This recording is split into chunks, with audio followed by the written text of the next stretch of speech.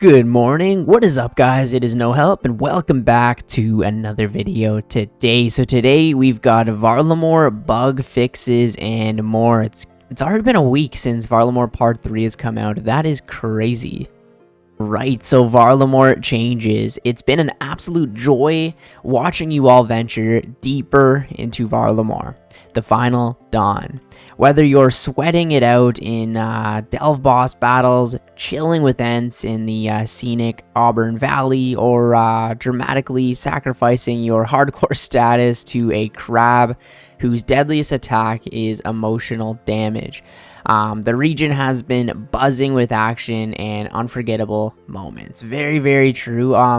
Yeah, like I'm literally pretty sure somebody said that they died on their hardcore, which is insane. But like, imagine that, dying to a hardcore on the gem crab. Look at these people sit.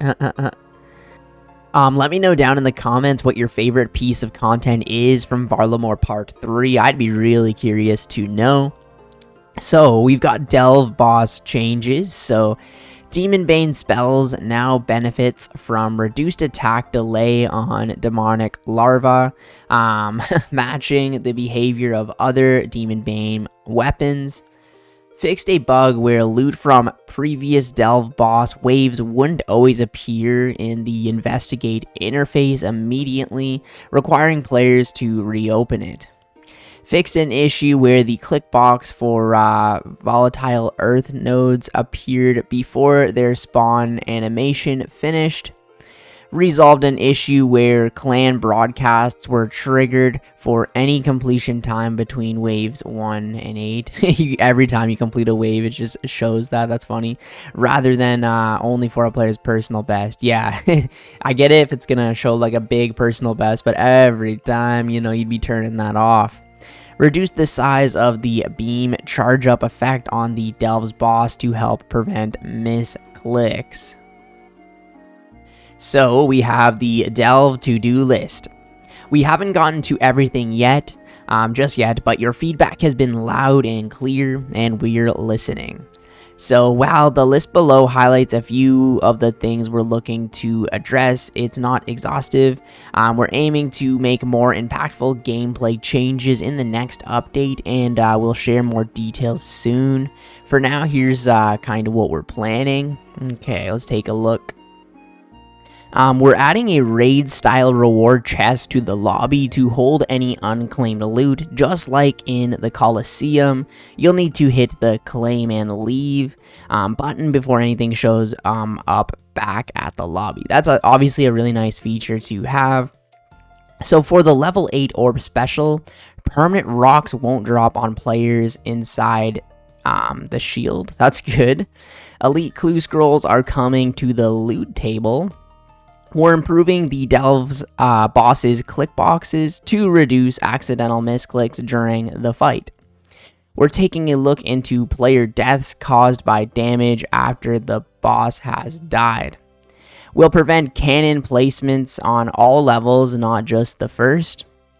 Fixing the Eye of Akka's special attack, which currently creates a frustratingly large click box.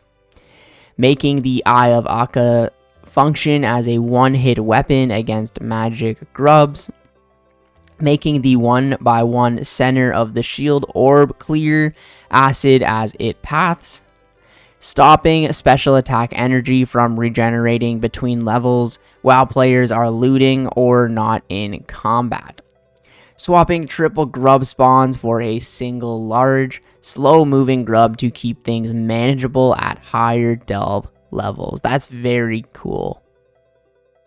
Okay, we've got Varlamore tweaks and fixes. So alongside the boss changes, we're given the wider Varlamore region a bit of polish, and yes, we gave that poor trunkless tree some time to grow. That's funny. So updated the antler guard stats to reflect the correct values from the blog. This one's actually huge, so -15 to all defenses instead of -25, and it's going to be +5 prayer instead of +4. Massive. I was already going to be probably using this instead of the defender in a lot of places, just because that +5 prayer is so useful in so many scenarios. But yeah, it's just even, or +4, I guess I should say. But yeah, it's just getting better. So, Avernic Treads variants that contain a primordial boot can now be used in clue steps and stored in stash units as a substitute for dragon boots. This is probably really good for like ultimate Ironmans, but aren't these boots like 1 billion GP? Imagine just putting 1 billion GP in a stash unit. Increase the buy limit for fletching shields to 18,000 to match bows. So now that they can be used to decorate totems. Fixed a bug where a certain tropical tree was missing its trunk. This one right here, I guess. The knife in Janice's house can no longer be picked up through the wall. I guess you could have picked a knife up, like no clipping that. Fixed an issue where players would see the Doom of Macchiato pet in their POH without it actually being there. That's a jump scare. So that's a wrap on this round of Varlamore updates. Thank you for the reports, clips, and beautiful blah blah blah. So yeah, we'll continue to keep our eyes. So yeah, I guess that's pretty much about it for the updates. I was hoping there'd be a little bit more for Varlamore, but I guess they did a really good job. There wasn't too much to fix. But again, let me know down in the comments your favorite part of the update.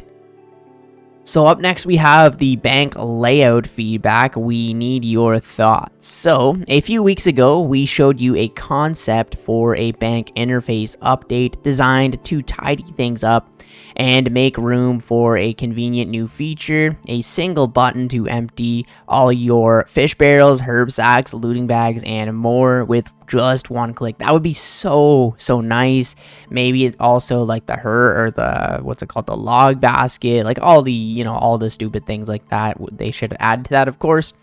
That design was missing one crucial element, the group Ironman storage. So that doesn't really matter unless you're a group Ironman though. So we went back to the drawing boards, and today we're ready to show you a revised version of the plan. This new layout not only makes space for group Ironman and potion storage, but also gives us flexibility to add even more specialized storage options in the future. So here are two mock-ups showing what it might look like for a player with potion storage, group Ironman storage, and bank tabs enabled. One with the container closed and one with it expanded. Okay, so let's take a look at these banks and see if we can notice anything like the differences. Let's see. So I noticed like this one right here, there's like a bunch of arrows, right? So you'd have your what is that called again? The bank tags plugin, right? So you could still have that, as you can see, like from here to here, which is very nice. And then these are just additional buttons right here. So there's the group Ironman storage, and then the potion storage. I just want to see quickly right now what the bank actually looks like, just so we can get sort of, yeah, so the potion storage right now is just like at the bottom here, and this is the bank tags plugin. So if that was turned off, right, you wouldn't see it, but say they put it up to here where my mouse is, right, the bank tags, you can still, go through them all. Right, but then it looks more clean and has like the few buttons here. I kind of like that look to it, honestly. I'm a pretty big fan of it myself. Yeah, let me know what you guys think. Yeah, when I first was glancing at it, I thought for some reason they wouldn't even talk about the bank tags like that everyone uses anyways, and that would have been kind of stupid of them to do because everyone uses Runelite, and nobody would use this if they didn't, you know what I mean? So yeah, not a bad feature really. So if you've unlocked both potion storage and group Ironman storage, your bank interface will now show a new expandable button. Clicking it will open, the different things that it will open. This container will render over your bank tags in Runelite, but you can collapse it at any time, and it'll remember whether you left it open or closed the next time you access your bank. Cool. So you'll also be able to right click the pop out for direct access to any of your external storage. That means you can use the menu entry swapper to make one of them your left click default if that's your preference. If you only have one of these storage options unlocked, you'll just see the button for that one. So obviously, like, most people won't have the Group Ironman storage button if you aren't a Group Ironman, right? Or if you don't have the potion storage. A lot of people, for some reason, didn't get that. It's a really good item to get. You'll just see the button for that one, of course. If you have neither, your interface won't change at all. So yeah, that's everything for now, but we really want to hear what you think. Do you like the direction we're heading in, or is there anything blah blah blah? Yeah, I think it looks nice and all. There definitely could be some improvement to the bank. There's a lot of things with the bank that I would wish they would change. I wish they would allow things like presets. Like, I mean, come on, we have so many Runelite plugins that we basically already have presets, and you know, I mean, why not just add it as a feature into the game? Or there's a lot of things with the bank that could be changed, like I said, but I guess they're headed in the right direction.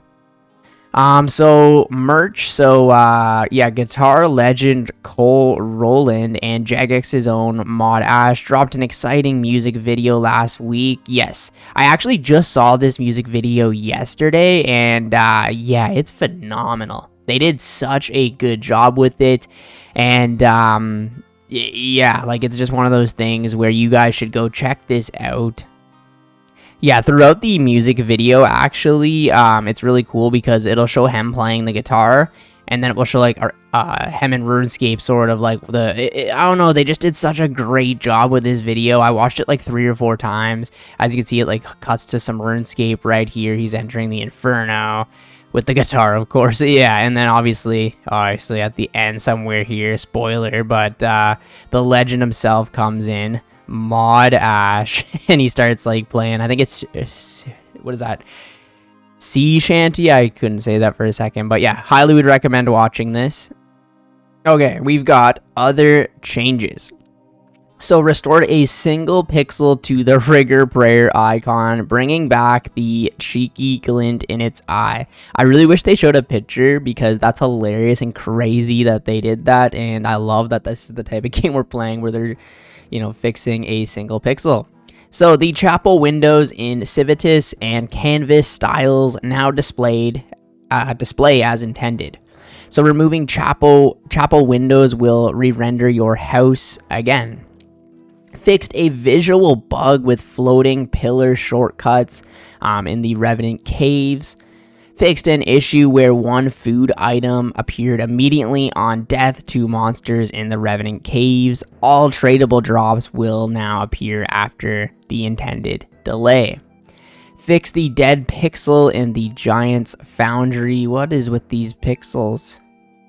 So adjusted burn damage from Akka's blade on Dead Man Worlds. The burn now hits faster and harder, but for a shorter duration to prevent it from being used to block escapes. This also applies to all burn damage against players in Dead Man. Fixed an issue where the Echo Venator bow, the ornamented one, I guess, did not consume charges or displayed correct visuals in PvP. Now it behaves as expected. That's crazy that was a thing. So restored spectate mode and telescope functionality in the PvP arena. Players can now observe matches as intended. Fixed an issue in the Fremenic Slayer cave where items dropped on certain tiles near the stairs were impossible to pick up or to pick back up again. I'm just gonna drop my TiVo for a quick second, and So fixed a mobile UI issue where chat filter icons would overlap bosses' health bars and other info panels when the chat was collapsed with always show chat filters enabled. Castle Wars barricades now render over players if they're in the same tile by default. Demonic gorillas will no longer display the wrong overhead when attacked by thralls. Master farmers in Civitas Alafortis will no longer stand still in permanently, I guess, after being spoken to. That sucks.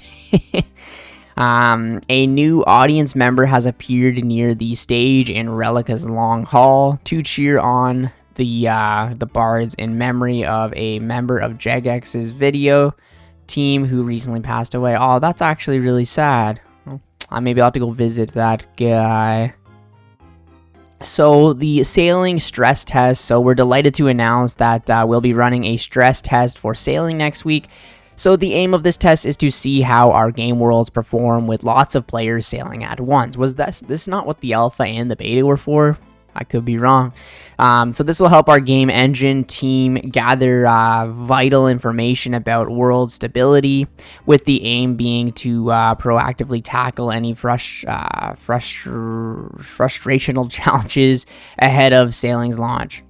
Makes sense to get it ahead, right? But basically we're trying to make sure that you all don't overload the game servers when sailing drops. It probably will anyways. I mean, every league, they say it's going to be out, say, 8 in the morning, right? And then it's not out till like 12. It's always an issue, right? And I'm assuming sailing's going to be like, it could be the next day type thing. Next week, a single beta world will be accessible to players for 15 minutes at a time, 4 times over the course of 1 day. We'll confirm the exact date and time in the next week's game update news post. We want as many players as possible to test our system to its absolute capacity, so please do hop in if you've got the time. When the test begins, we'll announce it in the game broadcast. There are no signups or requirements. Anyone can help out. So, although this test isn't focused on sailing content, it's still really important for the skill. We've already run a few internal stress tests, but now it's time to see how worlds fare in a live environment. So during the stress test, you'll be able to play a short minigame and hopefully meet some fellow sailors, including a few J-mods once it's over. Feel free to get back to your grind. I'll probably be like doing it on my alt account so I don't have to log out, you know what I mean?